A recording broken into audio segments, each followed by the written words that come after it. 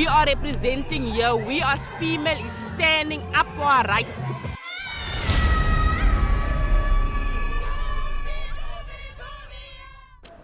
Tobela ba gesho. Se dikwa ga sena mano. A re shumishaneng re fenye bana botlhole bjo bo lemong gareng ga rena ya polao ya basadi le bana. The people possess the power to change South Africa. We continue to move from reaction to action. South Africa's democracy is still grapples with the highest inequality and youth unemployment rates globally, and a significant portion of our population is living below the poverty line. A long-standing threat to our democracy is a scourge that is engulfed our homes and our communities, that is gender-based violence and femicide. Gender-based violence is a violent manifestation of gender inequality. To rid the society of gender inequalities, we need to ensure the effective participation and contribution of women and other marginalized groups in the societal, economic, and political spheres of our society. There is power in the margins. The 150 years legacy of great Mayor Charlotte Makgomo Manya Mateke is a testament to that. The strength of our democracy is carried by our people. As a country, we have witnessed our greatest development milestones led by the people. The country's rich history of resistance often sidelines the untold stories of resistance and development by women's feminist movements in South Africa. Over the past decade, we have witnessed efforts and mobilization from students' movements and the larger women's movements and feminist movements in shaping the discourse of gender-based violence in South Africa. Today, we have produced a powerful policy framework that truly captures the lived realities of those who are subjected to the full might of violence.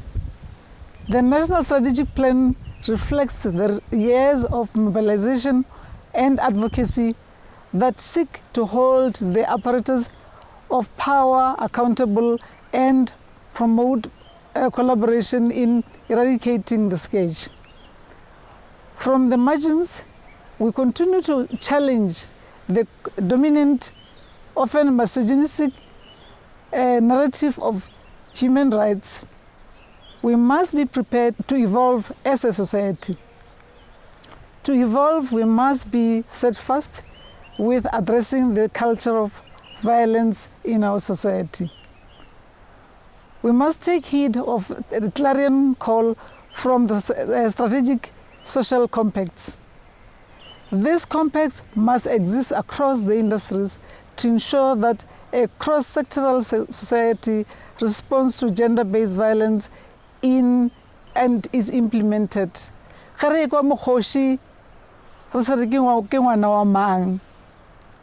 It is our collective mandate to ensure that our democracy serves all our people, not a select few. We leave no one behind when we work together. We, the people, must take collective responsibility in shaping the South Africa we envision by ensuring our actions manifestation of a safe society for all our people. Re agana go ba mafega re di bofile dinatlana re ditishitse dijase re tla o lwantsha bjona botlhoko tsebe be o tsene mo sabeng sa gaborena gore tokologo ya rena e be e feletseng e be e senang tlala e se ka be e tlhokang mešomo e be e le gape le khutšo le šebešebe bana ba sepele ba lokologile batswadi ba sepele ba lokologile ge ba ya mešomong ge re godiša yona ikonomi ya naga ya rena.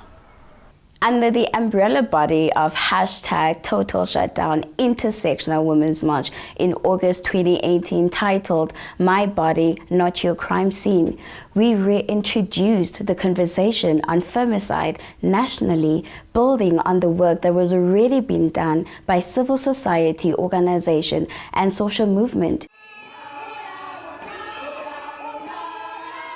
In September 2019, the call for the private sector to fund the fight against gender-based violence intensified, hence hashtag Santon Shutdown. The 1st of August was a protest around the country, marches that highlighted the scourge of violence. We marched on the union buildings, we marched on Parliament in Cape Town, we marched on Supreme Court of Appeal in Bloemfontein. With that march, we submitted 24 demands. The 24 demands that would propel government to action. We have listened very carefully to the 24 demands that were put forward in August, and a number of those, the steering committee, as has been led by Dr. Olive Chisana in my office, is looking very closely at how best we can address and fulfill those. Those 24 demands form the basis of the discussions that we had at the summit. And consequently, we had a national strategic plan that had 6 pillars.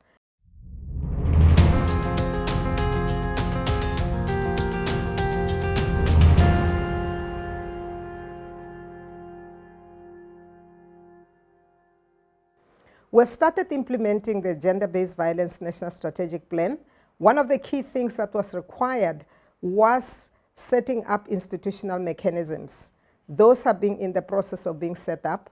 Secondly, they are reporting on a monthly basis that is going to be addressing gender-based violence, and that is going to be helping to implement all of those key strategies that are in the 6 pillars. This is a huge victory, a major feat, because there's been a huge shift in addressing violence against women and children. A lot more resources have been allocated, the 24-hour command counseling center, increased shelters, additions of sexual offences courts, and many other resources in terms of support, intervention, and reporting structures. The National House of Traditional and Khoisan Leaders plays a key role in fighting GBVF.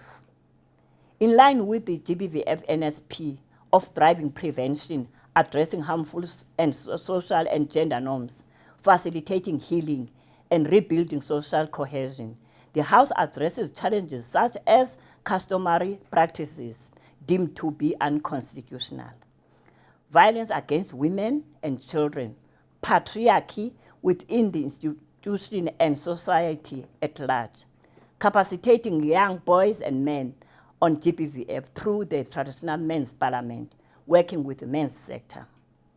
Recently, the House participated in a conference organized by the Department of Women, where the House made a submission for the department work with traditional leaders in enforcement of the Maintenance Act against child maintenance payment defaulters, as this is one aspect that may lead to GBVF. The National House will continue to engage and collaborate with the department on fighting GBVF in our country, as the NSP speaks to what the institution aspires to achieve in promoting peace, stability, and cohesiveness of communities. The GBVF Response Fund 1 was born out of the urgent need to curb the twin pandemic to COVID, that is gender-based violence and femicide. We define our role as the catalyst and the accelerants for change, and we've developed a strategy that would ensure the highest impact in the most marginalized areas over a short space of time with the limited funds that we have. Out of the 6 pillars of the NSP, we focus on Pillar 2 and Pillar 3 to lay a foundation for sustainable change, rebuild social cohesion, and to ensure that justice is served. The outcome over the 15 months that we've been in existence was that we approved 110 community-based organizations. I'm happy to say that 34% of those provide mental health support, which is quite a challenge in the country. The role of the German Development Corporation is to provide technical and financial support to government and its partners in the development and implementation of policies. From the NSP inception and its implementation, GIZ has supported and guided the process and provided technical expertise to the NSP Implementation Collaborative, especially Pillar 2, Prevention and Social Cohesion. Through localized interventions, we continue to empower civil society where we can, with an understanding that they make the strategy come to life in our communities. The German Development Corporation remains committed to strengthening efforts to work jointly with government, civil society, and other partners towards the eradication of gender-based violence and femicide. So what the women of our country are saying is not landing on deaf ears.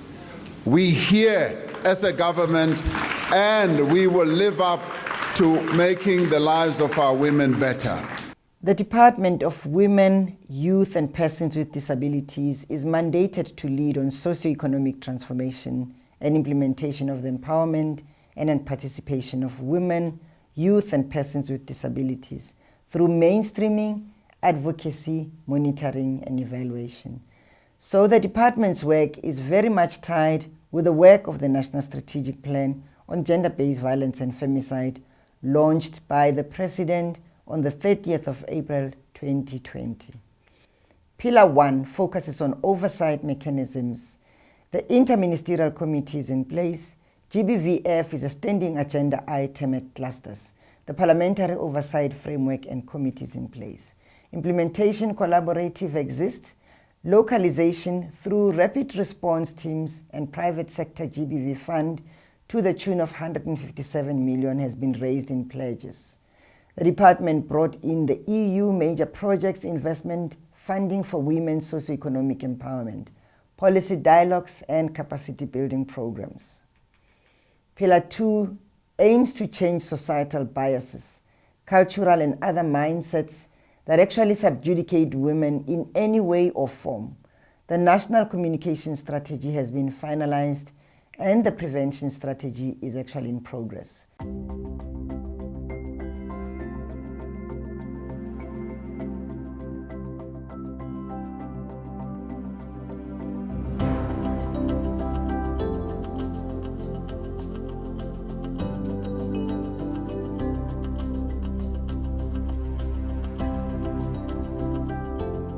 The department initiated interventions with key sectors where faith-based community, taxi drivers, men, tackling alcohol, schools and tertiary institutions have been piloted. In Pillar 3, significant progress has been made in at least 10 GBV-related legislations, with 3 critical bills ascended by the President, the criminal and related matters, domestic violence, and sexual offences and related matters amendment bills. 32 regional courts are ready for designation into sexual offences courts, and 100% procurement and delivery of DNA kits by the South African Police Services.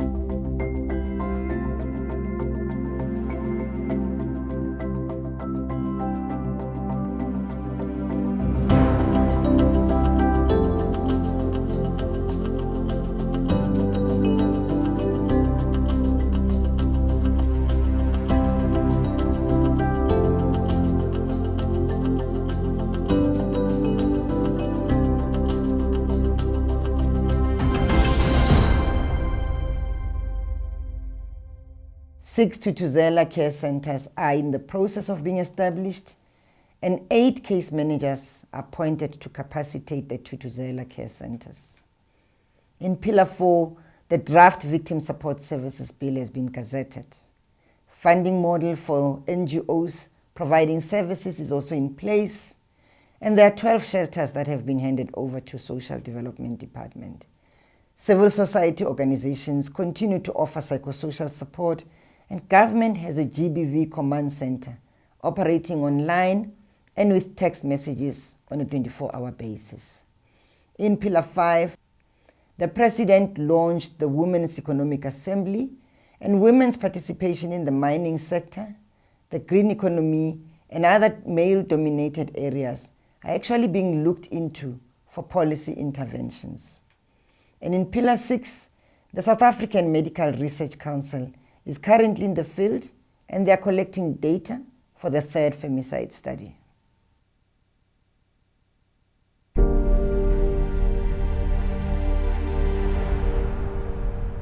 After the launch of the National Strategic Plan on the 30th of April 2020, the Department of Women, Youth and Persons with Disabilities, as the custodian of the National Strategic Plan, initiated a process to establish the necessary institutionalization architecture for a multi-sectoral response to gender-based violence and femicide. And our major focus was on Pillar 1, which is about strengthening accountability for delivery.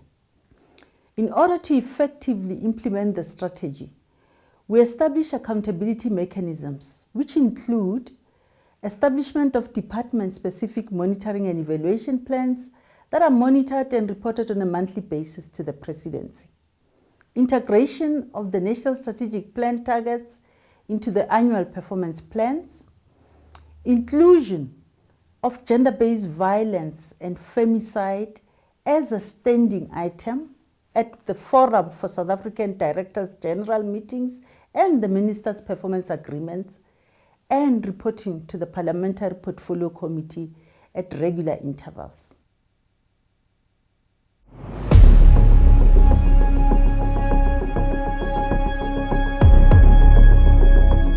It is our collective problem, men and women, all of us as South Africans. And it requires multifaceted and society-wide responses. In response to try and help eradicate gender-based violence and femicide, the Shared Value Africa initiative created the Gender-Based Violence Femicide hashtag It's Not Okay movement in June 2020. And the idea behind the movement was to try and create awareness of this monster in our society that is ensuring that South Africa is seen as the country with the highest gender-based violence figures. What we said as an organization, as the Shared Value Africa Initiative, we will create campaigns to create awareness so that ordinary citizens in the street can see how bad gender-based violence actually is. For me, there is a group that has the power to change the suffering of our women and children, and that group is the Gender-Based Violence Femicide National Strategic Plan Collaborative, a platform that was created as an informal and voluntary platform open to all stakeholders involved in gender-based violence and femicide response in South Africa. The prevention strategy is the first key activity of Pillar 2 of the NSP, who is the custodian of the prevention strategy with a specific focus on the prevention of GBVF and rebuilding of social cohesion. NICDAM, standing for National Institute for Community Development and Management, assists communities and beneficiaries exposed to GBVF trauma. NICDAM has developed GBVF strategic implementation plans for the Eastern Cape as well as the KZN province, and assisted the University of KZN to develop their internal GBVF strategy and plan of action to address GBVF on their respective campuses.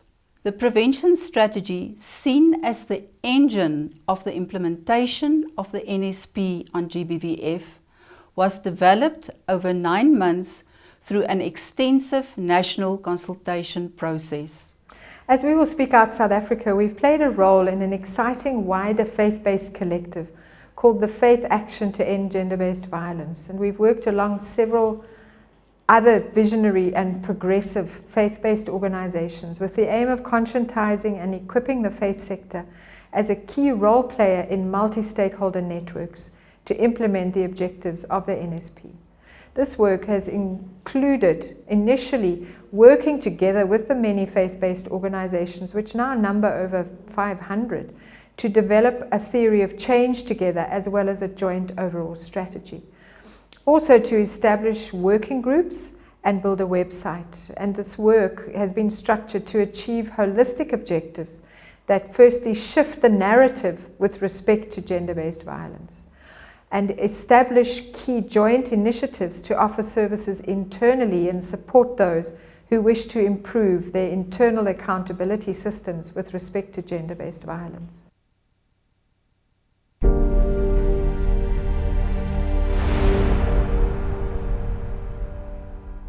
Perpetrators need to be prosecuted. And this is where our criminal justice system must come to the aid of the women of our country.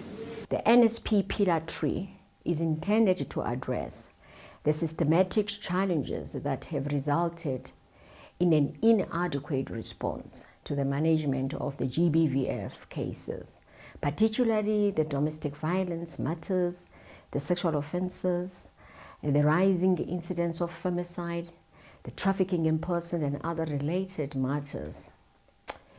It is in this pillar then where we facilitate access to justice, safety and protection in response to the special needs of the GBV survivors using our domestic legislation, the policies, international and also the regional protocols that our country is a signatory of. We also address the infrastructural and resourcing challenges that tend to obstruct the optimal delivery of justice to different survivors. It is during the first year of the implementation of the NSP that we saw the South African Parliament inscribing a new record when it passed the 3 GBV bills within 12 months. So now we have the sexual offences courts that we have introduced in South Africa, which are the model courts that provide a catalogue of support services for the victims. Despite all these interventions, a lot more still needs to be done in the criminal justice system so as to ensure that we have a system that is quick, more responsive, and more effective. The GBV and femicide remains a priority crime of the SAPS. Dedicated GBVF desks are now available at 381 police stations across the country. 91,489 police officers have been trained in victim empowerment, domestic violence, sexual offences related programs. This will ensure victim-centered service is provided by officers at police stations. Focused policing has been our biggest arsenal for the SAPS against this scourge. Through our 185 FCS units, including 9 serious electronic crime investigation units, detectives are solely focusing their efforts and expertise in investigating crime against women and children. The FCS has handed down 272 life sentences for crimes committed against women and children. Through the leadership of Minister Cele, who forms part of the Internal Ministerial Committee on Gender-Based Violence and Femicide, SAPS is committed to ending gender-based violence and femicide. SAPS plays a critical role in implementation of the National Strategic Plan on Gender-Based Violence and Femicide. We participate at the NSP Collective, report on progress at various levels, and release quarterly crime statistics highlighting the extent of the scourge. SAPS continues to improve internal capacity to respond to family violence, child protection, and sexual offences. SAPS works with the Department of Justice and Constitutional Development to ensure that perpetrators remain behind bars for the longest time possible. The biology labs are responsible for analyzing crime exhibits obtained in a criminal scene and reporting on DNA analysis outcome to ensure impartiality in the criminal justice system at large. The backlogs experienced by the biology lab is managed through client centricity by collaborating with the National Prosecuting Authority and detectives to ensure that cases on court rolls are finalized within set timeframes or before court trial processes. Further, biology labs plays a vital role in bringing closure to families while scientifically contributing to investigations where applicable. SAPS works with the Department of Justice and Constitutional Development to ensure that perpetrators remain behind bars for the longest time possible. We are committed to professionalizing SAPS and entrenching gender-sensitive training at the workplace so that the officers are better equipped to work and impart the best services when processing GBVF cases with priority and efficiency. Pillar 3 sets out to address the systemic challenges that have resulted in an inadequate response to the management of GBVF cases, particularly domestic violence, sexual offences, child murder, trafficking in persons, and other related matters. It aims to facilitate access to justice, safety and protection in a response to the needs of our GBV victims using domestic legislation, policies, international and regional protocols, and addressing the infrastructural and the resourcing challenges that have obstructed the optimal delivery of justice to our different survivors. The Sexual Offence and Community Affairs Unit, also referred to as the SOCCA unit, is mandated to address gender-based violence and crimes against women and children. And they were tasked as far back as 2006 to introduce best practices and protocols to address GBVF in this country. And they did so by introducing Tutuzela Care Centres or TCCs across the country. One of the biggest challenges when dealing with GBV matters is that victims are hesitant. They are hesitant to seek help or to report their cases to the police. And this causes them to not access services which are available for our victims of GBV. The Tutuzela Care Centre or TCC model is regarded as an international best practice, a one-stop model to deal with sexual offences and GBV matters, and embodies the goal of Pillar 3, which is a victim-centred approach. By providing counselling, psychosocial, medical, legal support to our victims under one roof, through our social workers, our counsellors, our victim assistant officers, our site coordinators, and our case managers.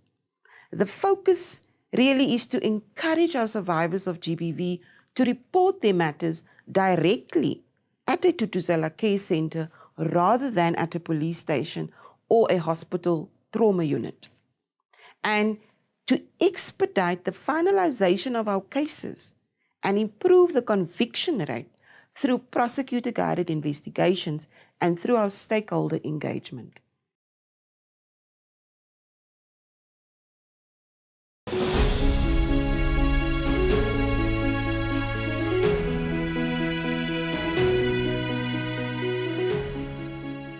And we are also asking you to deal with these matters on a regular basis, to work with us in developing an effective response, and also to come up with support mechanisms. The Department of Social Development portfolio is responsible for the implementation of Pillar 4, Response, Care, Support and Healing. Under this pillar, our responsibility is to ensure that survivors of GBV access responsive services and are protected from secondary victimization. We have made steady progress on this pillar to date. In the current financial year, the national and provincial departments of social development have allocated a sum of 200 million rands to support organizations rendering shelter services. We have allocated a further 100 million rands to 360 civil society organizations to provide advocacy, awareness, and shelter services through the Criminal Asset Recovery Account, CARA, which is administered by the National Development Agency. In partnership with the Department of Public Works and Infrastructure, we have established and renovated shelters in 3 provinces, that is Western Cape, KwaZulu-Natal, and Gauteng. We have established shelters in 44 out of 52 districts, with 142 operational shelters for survivors of gender-based violence, with a bed capacity of 1,678 across the country. In response to the President's Emergency Action Plan 5-point plan on GBVF, we are expanding the provisions of care and support services for survivors of GBV at the Khuseleka one-stop centers in 6 provinces, that is in Gauteng, Free State, KwaZulu-Natal, Northern Cape, Mpumalanga, and Western Cape. And we have trained and deployed GBV champions and 50 social workers to 20 areas identified as GBV hotspots across the country. In addition to Pillar 4, the Department of Social Development portfolio supports the implementation of other pillars of the National Strategic Plan. The main intervention of Pillar 4 is about strengthening existing response, care and support services in ways that are victim-centered, survivor-focused, and trauma-informed to facilitate recovery and healing. And that includes providing psychosocial services such as sheltering services, gender-based violence command center helpline, and national emergency response team. DSD makes critical contribution to all pillars. However, there are specific contributions to Pillar 2, which is the prevention and building social cohesion, as well as Pillar 3, being the justice, safety, and protection. In terms of Pillar 2, the integrated campaigns led by DSD are implemented at institutions of higher learning throughout the year, focusing among others on youth with regards to social behavior change, and includes programs such as men and boys assemblies. The Asikhulume on gender-based violence femicide targets the interfaith sector. There is also village-to-village programs that targets tribal or traditional authorities in dealing with gender stereotyping and harmful cultural practices. One of the purposes of the National Strategic Plan on gender-based violence and femicide is to ensure coordination of the efforts of different stakeholders in the fight against gender-based violence and femicide. At the local level, this is done through the establishment of local gender-based violence rapid response teams, with teams made up of government departments, the municipality, civil society organizations like the NGOs, the religious sector, traditional leadership, traditional healers, and institutions of higher learning. These government departments can include Department of Social Development, Department of Health, Education, Department of Home Affairs, and the South African Police Services. The rapid response teams ensure that a rapid and holistic response is provided to the victims of gender-based violence and those who are affected. They also ensure that a multi-stakeholder implementation plans are developed and they are continuously monitored. Different stakeholders report back during these rapid response team meetings, and they hold each other responsible for the implementation of activities, and they mobilize support from the province in cases where there are challenges with regards to the cases and the initiatives. To date, the department has worked with local government and the civil society organizations to establish these rapid response teams in KwaZulu-Natal and the Eastern Cape. We are also currently working to establish them in Mpumalanga, Limpopo, and all the other provinces. The Teddy Bear Foundation, I would say, for abused children works with victims of violence and working with violence against children and women, and we have continue to reach out within the communities in terms of community dialogues and workshops and training people on how to address gender-based violence and femicide. I am a dynamic South African woman who survived a domestic violence attack through the hands of then husband, who after shooting me committed suicide. He left me not only paralyzed from waist down, but also having to pick up the pieces of my life. I've been using a wheelchair for more than 14 years. Very early, I learned to stop pitying myself, else I would never have reached what I now perceive as my destiny. Getting women who are in denial about their situations to get a wake-up call and change their own circumstances. Life has taught me that you'll never know what's in store for you. I came across extraordinary circumstances and I learned to face them. I now inspire people about my life experiences. I do motivational talks and counsel people. Today I'm a co-founder of an NPO organization called Bring Change in Me that is led by women with disabilities. We advocate for disability rights and encourage women and young girls with disability to speak up. We conduct workshops on gender-based violence and economic empowerment and motivate women to have self-confidence so that they can represent themselves.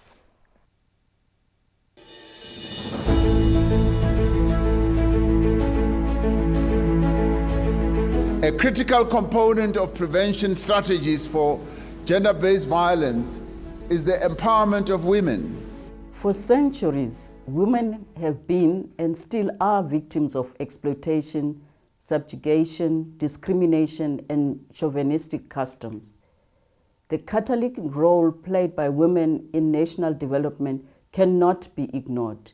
Hence, the various efforts that are underway in Pillar 5 to prioritize economic inclusion. The Women Economic Assembly, the Women Empowerment Initiative WICONA, is calling for growing future women business leaders, building capacity and preparing women to effectively contribute to growing the economy.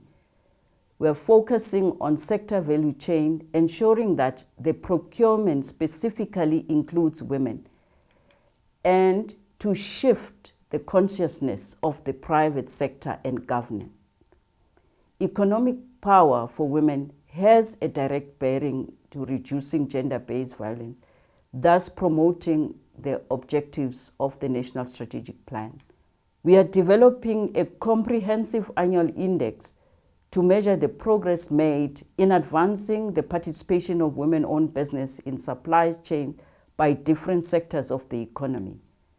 This index will not only focus on the hard economic indicators, but on skills development, technical capacity building, and support for women-owned businesses in a form of mentorship and incubation. In the long term, we would like to see 50% of government and private sector procurement to be allocated to women. We will never achieve equality if we don't start now. The National Strategic Plan on Gender-Based Violence and Femicide, Pillar 5, is set out to transform the structural makeup of South Africa's economy by systematically increasing access, control, and ownership of productive resources to women. This includes strengthening their participation in the world of work in order to address economic drivers of gender-based violence across local, provincial, and national spheres. This pillar basically recognized the clear link between gender-based violence and economic dependence, or should I say economic power, and it seeks to ensure the obstacles to women's economic autonomy are effectively addressed. The work undertaken with this pillar in collaboration with government departments and civil society and business associations is focused firstly on the development and implementation of initiatives to address women's unequal and social position. Secondly, making the workplace safe and violence-free for all women. And thirdly, implementing strategic interventions focused towards eliminating the impact of the economic drivers of GBV on all women. And lastly, the strengthening of child maintenance and related support systems to address the economic vulnerability of women. The Women's Economic Assembly is one of the interventions implemented under Pillar 5. The tone has basically been set by our leaders in the country to support women economic empowerment, and commitments have been made by both private sector and government. We are therefore at an implementation stage and calling upon more partners to support this imperative agenda.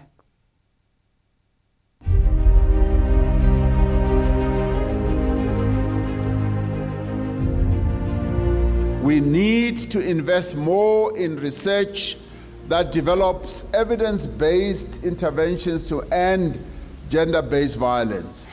So the South African Medical Research Council, the Gender and Health Research Unit, we've been conducting research on gender-based violence more broadly, and we have also been spending over the past 20 years doing research on femicide, which is the most extreme form of violence.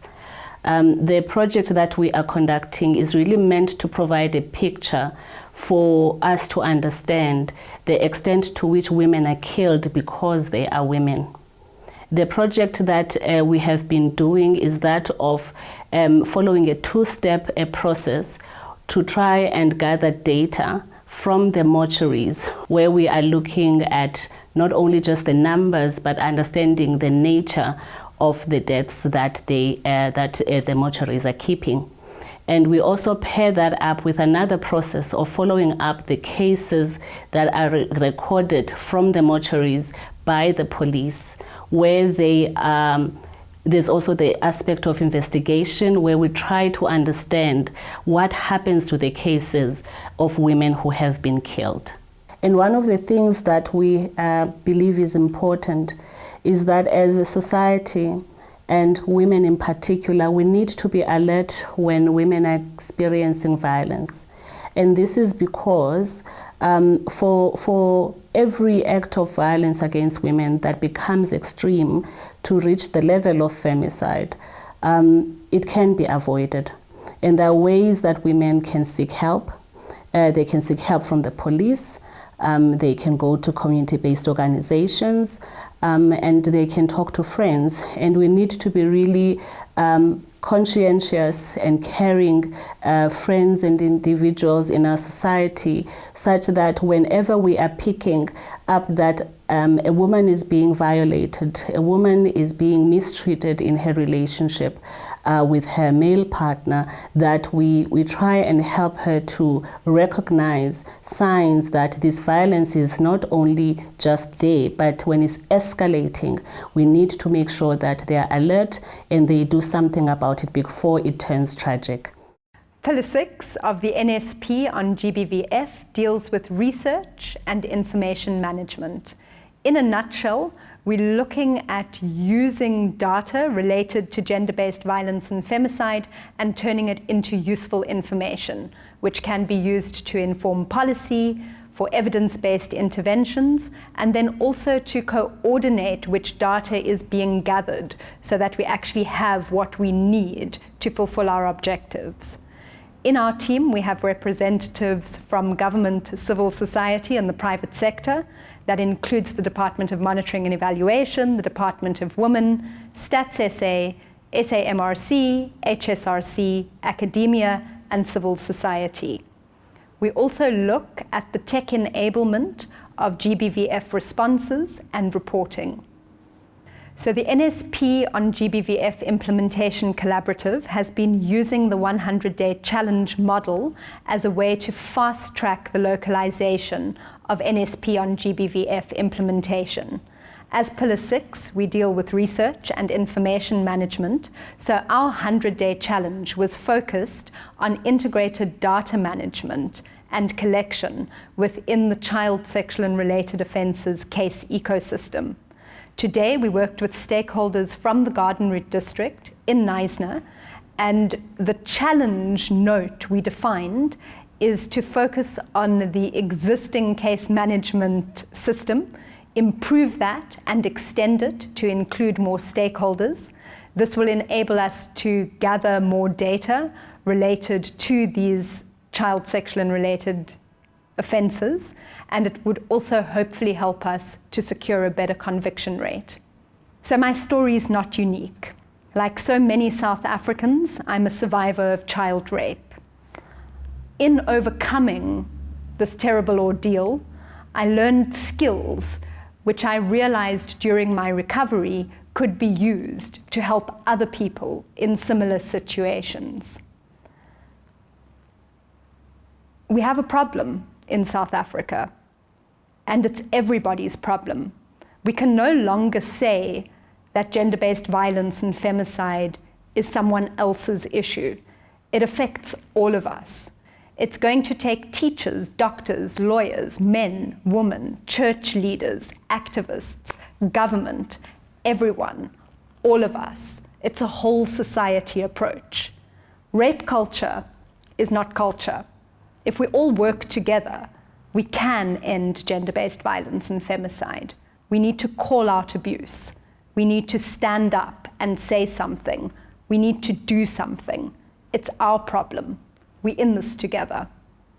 The work that's done by Pillar 6 is incredibly important, if I'm being very honest, because there's really not much you can do without the data and the information about what's really happening. The data helps us to understand what needs to be done, how it needs to be done, and who's going to be responsible for that. So I am a Pillar 6 partner, and how that came to be is that I'm the founder of Mteto Search Engine, which is a mobile educational technology and application that uses law, artificial intelligence, and gamification to try and prevent and adequately respond to incidences of school-related gender-based violence, not only in South Africa, but across the globe as well. Technology really has a wonderful role to play.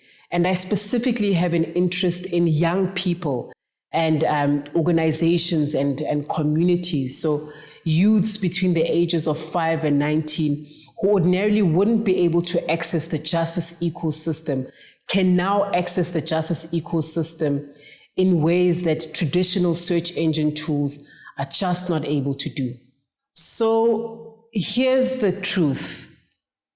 Gender-based violence does not benefit anyone in the long run. And in fact, it does a lot of damage to everyone in our society. Even those who think they are benefiting actually ultimately do not benefit. It is important from a public health perspective, from an education perspective, from a legal and justice perspective, and from an economic perspective for everyone in our society across all sectors to be involved in the fight against gender-based violence in South Africa. For many years, I've been doing activism on my own. So on March 12, 2021, I named my rapist, and I started the Say His Name campaign to encourage people to name their rapists or their perpetrators. My rapist then in turn went to Cape Town High Court for a gag and a cost order. And this seemed to become the trend in South Africa. They rape us, and then they run to courts to silence us and expect us to pay for it. And I was willing to go to jail for this cause. It is vital for us to say the names of our perpetrators. If we did, then a lot of women and children would have still been alive today. The judge in this case ruled in favor of me, and precedent was set. And part of this campaign is also then to say that I am in fact my own witness. With rape, there's no witnesses other than you and the perpetrator, and the victim's testimony is not always accepted, or there's doubt cast upon it. Rape is not a once-off occurrence. It stays with us. And many choose to remain silent for many years, and some never ever talk about it. So I named my walk, the walk in the shoes of a rape survivor. It was a walk of 902.8 kilometers, stopping over in 32 towns, and we walked over a period of 41 days. Makanda, Grahamstown, is where my crime scene was. And on the walk to Makanda, I I was joined by one other activist, Celestia Pirang, and on our return, Felicity Rowland joined us in our activism. And together we are registering an NPO and an NPC to get funding once we are registered. The walk was a pilgrimage to show other survivors what they go through daily. And we met with survivors in various towns. We engaged with the communities, got each town to speak about gender-based violence and femicide, and to work on addressing it in their communities. Now, I offer counseling to survivors, I assist them with their cases, I hold South African police services accountable to arrest perpetrators and also those who break their bail conditions. I provide court support, run various programs to assist survivors to move from pain to power, life after rape. I also interview survivors on my Facebook Live or Zoom, and I educate people with regards to their rights. And this falls under my campaign of no more to say no more. When we created Takwane Riime men's movement, we knew that our biggest challenge was to make sure that men of South Africa coordinated, but also admit that we're part of the problem. As a result of that, Takwane Riime gave birth to a number of campaigns in the country, including Men Championing Change, Men's Parliament at national level, to province, to district and local. As a result of that, we have managed to also convince traditional leaders that we need to create the very same platform at local level where all traditional councils, about 888, are able to convene men at that level of traditional councils, because it's high time that we engage men, we talk to each other at all levels. I mean, we also created no excuse campaign in the country to ensure that we also target men in taverns, in nightclubs, everywhere in the country. And I think it's high time that as men of South Africa, we stand up, we confront each other, we educate each other, and we empower each other at all levels, including in rural communities. In assessing the progress made over the first year of implementation, it is important to understand how the NSP has contributed towards reframing the gender-based violence landscape in the country. 1, the emphasis on a whole-of-society response. 2, making linkages between GBV and wider structural violence and economic drivers. 3, prioritizing it as a critical issue during the COVID pandemic. And fourthly, the extent civil society, government and other stakeholders have continued to collectively own the plan. Important insights from year 1's implementation. High-level and cohesive political leadership matters and makes a difference. Strengthening accountability across government and society remains a key priority. Institutionalizing the plan has been critical over year 1. A whole-of-society approach is demanded. The pace of implementation needs to pick up. Firmly grounding the implementation of the NSP at a local level and within respective sectors is key. Focusing national priorities on an annual basis to move the dial systematically across the respective pillars in the NSP and across government and society maximizes the potential for wide impact and meaningful change. Le bakwele bongwato le bohunadi gore setšhaba se fedile, setšhaba se a fela. Batho ba Afrika Borwa ba go rata khutso go tswa mafapeng ka moka a naga ba re ba duma gore tle anke ntwa e bana ba thari mo go senang ntwa e fele mo ma e bolayang bona basadi le bana. To do this, we need your help. We need you to play your part. We need to break the vicious cycle of violence that continues to break down families and communities. At the core of our clarion call for an end to gender-based violence and femicide socio-economic access and empowerment of all women, especially women. How you go mokhoshi ore ntusheng from your next door neighbor. Know that it is your call. Come nearer and help. If you don't, you are equally to blame.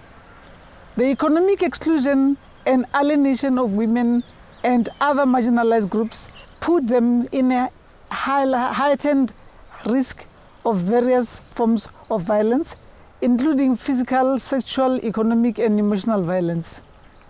As a country, we must institutionalize, operationalize this national strategic plan across all spheres of government and civil society.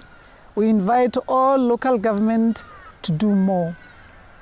We need to explore the agency, the capacity of building of local governments through the society district development plan to address the socio-economic drivers of gender-based violence and femicide in our country and our communities. As the Department of Women, Youth and Persons with Disabilities, we remain steadfast on our mandate to accelerate socio-economic transformation and implementation of empowerment through the oversight of monitoring, evaluation, and influencing society. His Excellency President Cyril Ramaphosa called for a 365 days campaign against GBVF. Nna le wena a re tsenele legoa le a re tsenele pitso ye gore re thuse go boloka malapa a rena gona go magaeng le gona mo magweng kae le kae mo batho ba ga rona ba ding gona ga ba bolokege. It is crucial that we take the work forward collectively to ensure that all commitments become tangible for everyone. We do not have the luxury to sit this one out.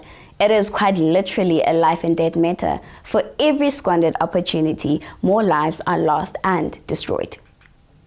Let us get all South Africans moving in the same direction so that we can eradicate gender-based violence in our country once and for all. We are grateful to the many community and civil society organizations, big and small, local and international, who continue to give us support to our various initiatives to end this senseless violence against women and children. But it requires all of us to end the violence. Ultimately, the vision for the NPA is to link all the FCS, the Family Violence, Child Protection and Sexual Offences units of the police, to a TCC. This will ensure that all GBV victims, irrespective of their location, the language, their disability, the gender, are able to access psychosocial, medical and legal support offered at our TCCs, because only this will empower our victims to become survivors. As the Department of Women, Youth and Persons with Disabilities, much of our work around gender-based violence and femicide is located under Pillar 1 of the National Strategic Plan on Gender-Based Violence and Femicide, which talks to accountability, coordination, and leadership. This pillar requires that all living in South Africa, including government, private sector, workplace, labor, education and training institutions, civil society organizations, religious and cultural institutions, and society at large are held accountable for building a safe and gender-based violence and femicide-free environment. Much of the department's work has been on developing legislation for the establishment of the National Council on Gender-Based Violence and Femicide, which will provide the platform for working together. This National Council will be an independent structure comprising 51% civil society representatives and 49% government representatives, reflective of a range of interests to be established. The National Council on Gender-Based Violence and Femicide Bill was consulted widely, including with the National Economic Development and Labour Council, NEDLEC, and has been tabled in Parliament.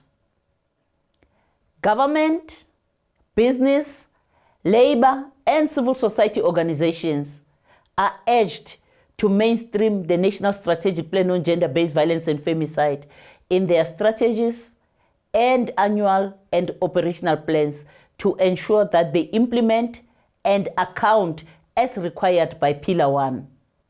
This requires the department to monitor whether performance agreements of ministers, premiers, national and provincial heads of departments mainstream the National Strategic Plan on Gender-Based Violence and Femicide. We are calling on all members of society to form part of the End Gender-Based Violence and Femicide Collective and to work together with the National Council, because it is only through collective efforts that we can eradicate this shameful scourge of gender-based violence and femicide. Let us work together as a country to eradicate all forms of inequality that marginalizes women, youth, and persons with disabilities.